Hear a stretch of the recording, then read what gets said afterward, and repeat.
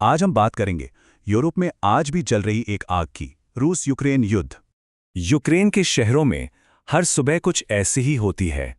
रात भर की बमबारी के बाद एक और स्याह सुबह। ये कोई कहानी नहीं है, ये हकीकत है। रूस और यूक्रेन के बीच चल रही उस जंग की जो अब तक खत्म नहीं हुई है। चलिए इस संघर्ष को और करीब से समझते हैं। एक जंग जिसके बारे में सोचा गया था कि ये कुछ ही हफ्तों में खत्म हो जाएगी, वो सालों तक कैसे खिंच गई? आखिर क्यों? जो एक मिलिट्री इन्वेजन की तरह शुरू हुआ था, वो अब एक लंबे और विनाशकारी युद्ध में बदल चुका है। इसमें दोनों तरफ से भारी नुकसान हो रहा है और ये सिर्फ जमीन की लड़ाई नहीं, ये दुनिया में अपनी ताकत दिखाने की जंग भी है। 2022 में शुरू हुई ये जंग 2026 में भी जारी है और इसके रुकने का कोई नामो निशान नहीं दिख रहा। एक तरफ रूस की जबरदस्त फौजी ताकत है, तो दूसरी तरफ यूक्रेन का वो जज्बा जो झुकने को तैयार नहीं। तो चलिए देखते हैं कि आज के वॉर जोन की सच्चाई आखिर है क्या, क्योंकि टेक्नोलॉजी ने जंग का चेहरा पूरी तरह बदल दिया है।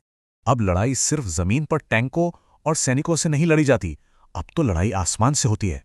आसमान में ड्रोन है, दूर से हमला करने वाली मिसाइलें हैं और हर रात एक नया हमला। मार्च 2026 तक भी रूस के हवाई हमले रुके नहीं हैं और यूक्रेन की जवाबी कार्रवाइयां भी जारी हैं।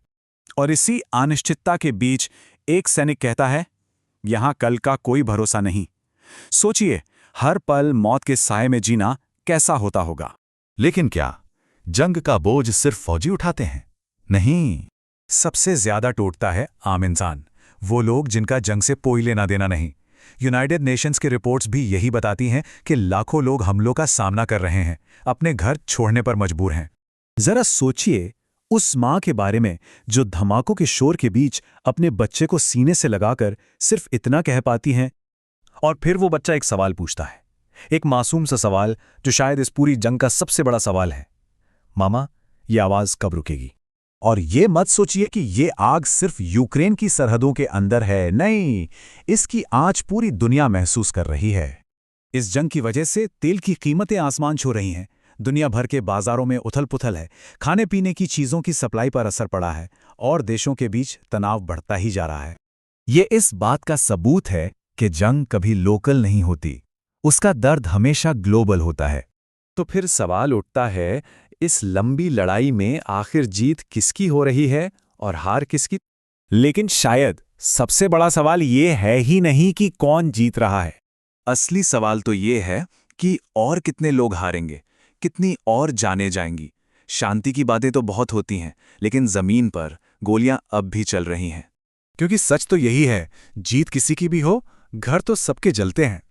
शायद एक दिन इतिहास की किताबें लिखेंगी कि कौन जीता, कौन हारा। लेकिन जो लोग इस आग के बीच जी रहे हैं ना, उनके लिए तो हर दिन एक नई जंग है। ये लड़ाई अब सिर्फ रूस बनाम यूक्रेन नहीं रही, ये इंसानियत की कीमत बन चुकी है। क्योंकि एक कड़वा सच ये भी है कि जंग कभी खत्म नहीं होती, वो बस नए लोगों को बर्बाद करती रहती है।